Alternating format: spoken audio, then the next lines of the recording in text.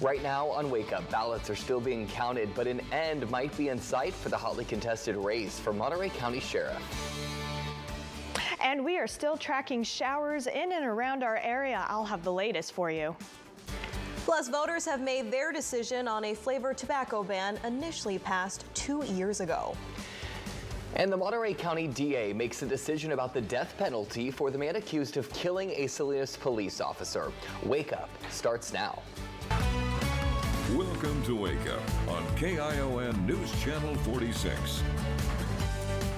Rise and shine. Good morning. It is Wednesday, November 9th, 2022. I'm Max Tarleton. And I'm Taryn Mitchell. Thanks so much for joining us for Wake Up. Before we get to that top story, let's bring in Weather Authority forecaster Erica Bertine for a first look at the forecast. And still seeing some rain out there, but not nearly as bad as we've seen the last 48 hours. Yeah, thankfully we'll actually see some calmness today compared to yesterday. We don't have any active alerts out there. However, we are still seeing some scattered showers.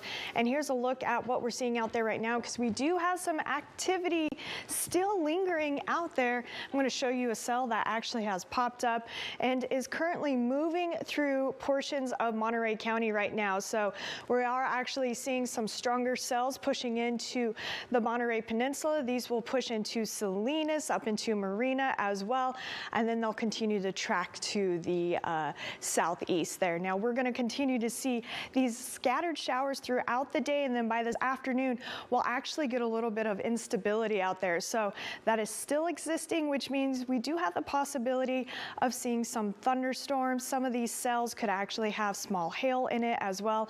But again, it's going to be somewhat isolated and few and far between. It's not going to be this widespread event like we were seeing yesterday. I'll have your full forecast because we are talking chilly nights ahead, but warmer afternoons in a bit.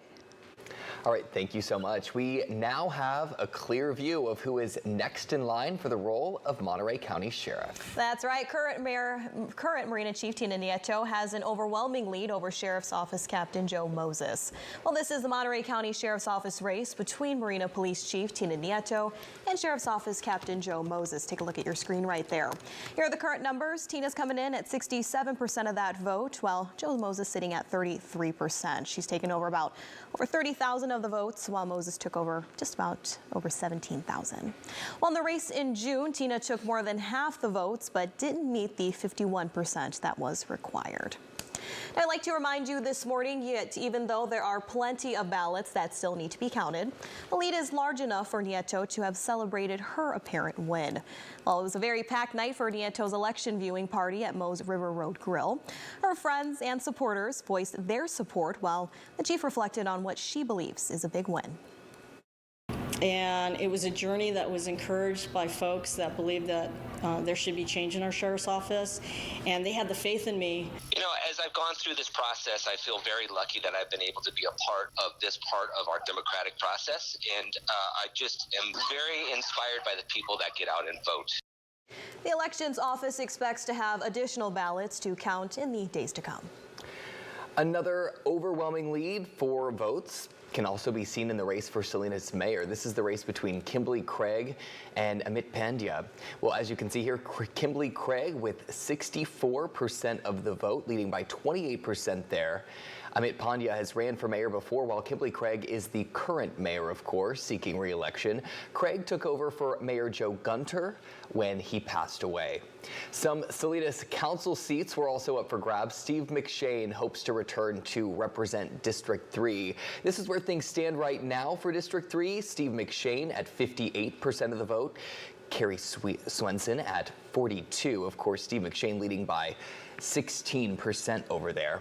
Now, beyond Monterey County, important races in Santa Cruz County. The city of Santa Cruz had its first district elections for council members.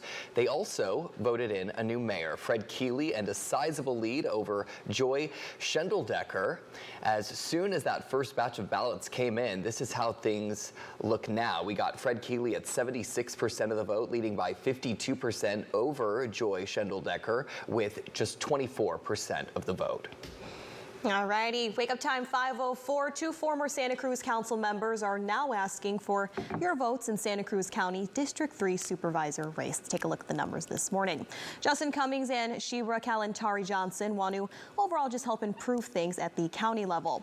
While Kalantari Johnson leading by 8% with 54% lead over Justin Cummings sitting at 46%. Along with that, District 4 puts Jimmy Dutra against Felipe Hernandez. Take a look at those numbers this morning up on the screen. Felipe Hernandez leading by just about 12% so far, and Jimmy Dutra came in at 44%.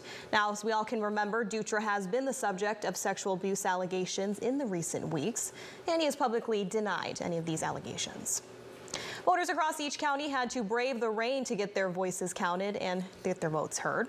Downpours were intermittent, but the determination of voters was always there. Some issues were more important to voters than others, but one person we talked to said, if you have the chance to vote, why not take it? I want to have, that's what they say, your vote counts. So I want to make sure it get counted, and I can't be whining if I don't be voting. Alrighty, this is video out of Santa Cruz County we took yesterday. Workers at the elections office still counting ballots into the early hours of the morning. All right, let's take a live look right now from Mount Toro. Taking a look, it is dark out there. Very dark. 5:05, we have some clouds rolling through. You actually might see a little drizzle out there still. Erica Bertine in the Weather Center this morning with what we can expect. I needed my windshield wipers. I was going to say, what are we seeing out there? No, we are seeing some rain across the Central Coast still. We still have some scattered showers, but also you're going to be waking up, and if you look toward the Santa Lucia range, you're going to see a dusting of snow up there as well. That's right, Chews Ridge, that area saw snow, and actually we're still seeing some scattered snow showers. You can see that here in the pinks and blues, but we do have a system right now moving into our area. This has a little line of storms popping up here. So around the Monterey Peninsula, get ready. You're probably going to see some heavier showers at times here in just a little bit, as well as into Marina and Seaside. This will most likely push into Salinas, moving southeast. So again, this is actively moving into our area right now. So we will see areas of moderate to heavy rain. We're going to continue to see these isolated showers throughout the day today. Some of these cells could have heavy rain in them. We could see some small hail, and the chance of thunder and lightning is possible in them as well. However, that chance is very slim. If you are already heading out the door, it is a chilly morning out there. We're seeing temperatures mostly in the 40s across the Central Coast. 47 in Monterey, 43 right now in Watsonville, as well as Santa Cruz, 42 up in the Santa Cruz Mountains. Up and down the Salinas Valley, we're seeing anywhere between those low to mid 40s, and then those sheltered valley locations in the 30s. Those temperatures are actually going to get cooler tonight, and we are looking at a frost advisory tomorrow morning. We're going to continue to see those scattered showers today, but it will become clearer, calmer, and drier for the next couple of days. So if you're sick of the rain, some good news for you there. And we are going to see some warmer afternoons, but like I just mentioned, our nights are going to get chillier. I'll have the full forecast in a bit. All right, Erica, thank you so much. 5:07 now, taking a look at Prop 1, which would enshrine abortion rights into the state constitution. This one passed overwhelmingly in California. As you can see on your screen there, 65% voted yes, leading by 30% out there. 35% voted no. On the national front, races are still close in midterm elections, and it could be days before winners can reveal where the balance of power will shift. Skylar Henry is on Capitol Hill with a look at the numbers this morning. Inflation and abortion were the two biggest issues on voters' minds yesterday, according to CBS News exit polls. Prices are horrendous. Abortion is health care, and it's very important. CBS News characterizes the battle for the House as leaning Republican. The Senate is still a toss-up, with several incumbents pulling off projected victories, including Florida Republican Marco Rubio. I believe we are on the cusp of a new generation of leadership in this Republican Party. And New Hampshire Democrat Maggie Hassan. Thank you for the trust that you have once again placed in me. In Pennsylvania, Democrat John Fetterman is projected to beat GOP candidate Mehmet Oz, flipping the red Senate seat blue. We bet on the people of Pennsylvania, and you didn't let us down. CBS News has called Ohio's Senate race for Republican J.D. Vance, while Georgia's Senate candidates are urging patience as the vote count continues. If you can hang in there a little bit longer. Georgia is showing up in such an amazing way. Historically, the party in power loses congressional seats in a midterm election. This year, some top Republicans are already conceding that a predicted red wave didn't materialize despite their party's gains in key House races. The numbers have been amazing so far. Former President Trump closely watched returns from Florida as he considers a 2024 presidential run. Meanwhile, the White House released this photo of President Biden as he called winners from his party. Skyler Henry, CBS News, Capitol Hill. And the 2022 elections are on track to cost almost $17 billion at the state and federal level. This election is the most expensive ever, more than double the midterms from 8 years ago. Of course, we don't want to forget about folks in San Benito County. A significant shift is in play now as the Hollister City Council chambers after last night. KION is calling this race as Mia Casey has officially been elected as mayor of Hollister. She's coming in at a whopping 59% of that, leading 18% over Ignacio Velasquez, who came in at about 41%. Now, this was a hotly contested race between Casey and Mayor Ignacio Velasquez. We're going to hear from both those candidates and their initial reactions in our next half hour. Wake up time 5:10. The race for San Benito County Supervisor is down about 100 votes at this time. Betsy Dirks and Dom Zanger both looking to fill a void in San Benito County. Dom Zanger right now leading not too much by 4% over Betsy Dirks, who came in at 48%. The District 1 Supervisor seat is empty with Mark Medina stepping down. The District 2 race for Hollister is a large one, but it appears to have been narrowed down by voters. The incumbent, Roland Resendez, is attempting to keep his seat. Take a look at the numbers here. Roland Resendez leading by 15% at 46% of the vote. Celeste Toledo Bonsenegra is at 31%. Another incumbent on the Hollister Council may have also kept her spot. Dolores Morales looks to stay on the District 3 seat. That is the next election that we were following here. As you can see, Dolores Morales, 56% of the vote. They're leading by 12% over Rosalinda Sanchez with 44% of the vote. California voters were also asked whether to overturn a flavored tobacco ban on certain products. Well, this was in the form of Prop 31, and it turns out voters chose to keep the ban on certain flavored tobacco products. This is a law that the state saw passed back in 2020, and this prop was just simply meant to reaffirm the state's ban. The time now is 5:12, and no death penalty for the man accused of murdering a Salinas police officer back in February. The Monterey County District Attorney, Janine Paccioni, announced her office will not seek that action against Gustavo Morales. The DA cites dysfunctional status of capital punishment for that decision. Paccioni also discussed the case with Officer Jorge David Alvarado Jr.'s family. They agreed it doesn't make practical sense because of the governor's moratorium on the death penalty.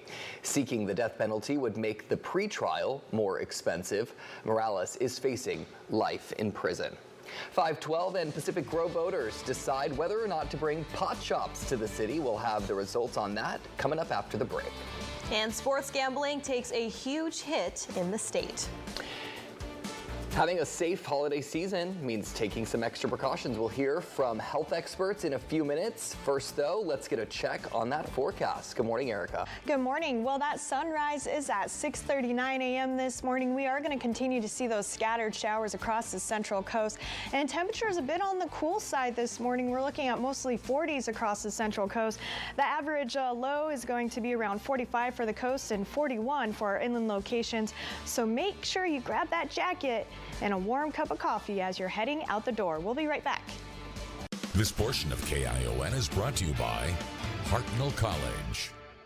Call Liftline today. Free transportation for seniors, veterans, and the disabled to medical appointments, adult care programs, and meal programs. Call 831-688-9663. Find out how to qualify. Liftline provides free door-to-door transportation 7 days a week. Live independently. Get to your doctor. Get to your care program. And get to your meal program. Call 831-688-9663 now or visit communitybridges.org. Call, qualify, ride. Liftline. Next 5, Sylvester Stallone and Judd Hirsch. Plus, our virtual road trip continues. Oh, Ohio. Oh, hello, Ohio. On KION News Channel 46.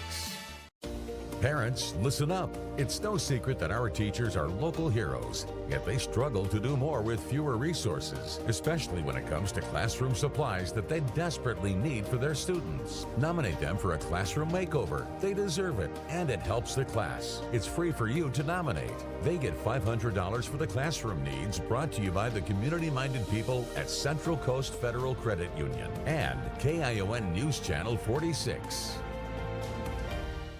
At Hartnell College, you'll discover your future and achieve your goals. Find your career and transfer path among our 5 meta majors. Ask about financial aid. Tuition is free for many students.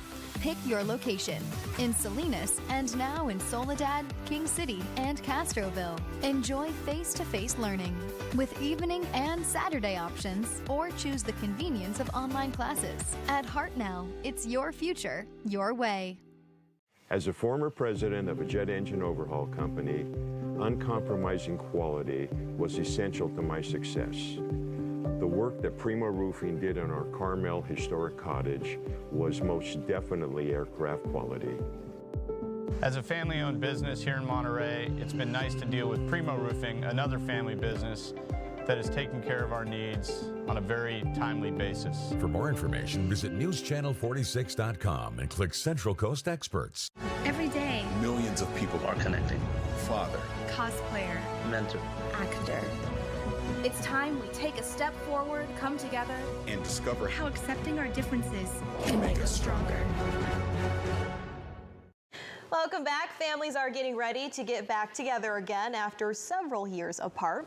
Naomi Ruckham tells us how experts say we can all get together safely, even with respiratory illnesses making their rounds. Take a look.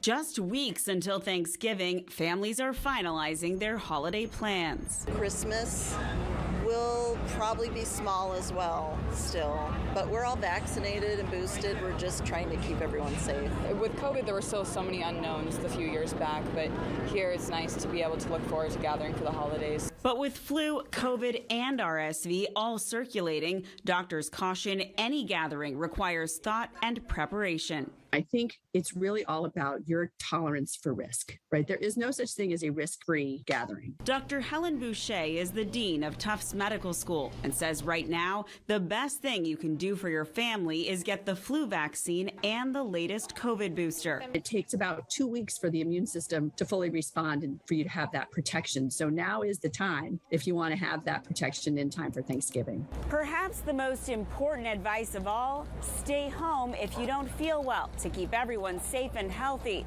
especially loved ones who are older or have weaker immune systems. We hear stories of vulnerable people becoming ill when a family member or friend came to an event with symptoms. So very, very important to think about others. Opening the windows at large indoor family gatherings for better ventilation can also reduce risk. Guests can test for COVID for an extra layer of protection. That's the plan for Forbes Lynch and his family. Based on my personal experiences, I happen to be on the testing side. I would like to know ahead of time and take the precautions. So everyone can have a safe and healthy start to the new year. Naomi Ruckham, CBS News, New York. Experts also recommend that those who are high risk for respiratory complications wear a mask at large indoor family gatherings this season.